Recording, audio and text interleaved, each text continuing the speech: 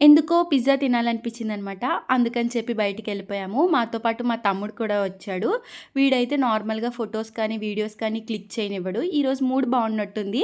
ఒక video click చేయనిచ్చాడు. మేమొచ్చేటప్పటికి veg pizza, non veg pizza, French fries order చేశాము. Non veg నాకు, అభికి, veg తనకనమాట. ఎందుకంటే ఈరోజు తను నాన్ వెజ్ తినరు.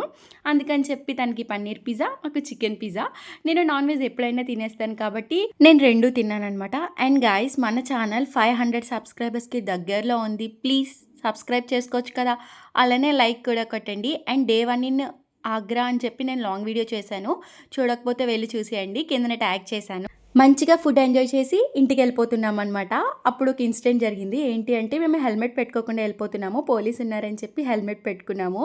ఈ హెల్మెట్ గురించి మాకు ఢిల్లీలో ఒక ఇన్సిడెంట్ జరిగింది. నేను తర్వాత మీకు షేర్ చేస్తాను. ఆ రోజు సన్సెట్ అయితే చాలా బాగుంది. అందుకే క్యాప్చర్ చేశాననమాట. అండ్ ఇంటికి వెళ్ళిపోతూ కుల్ఫీ కూడా తిన్నాము.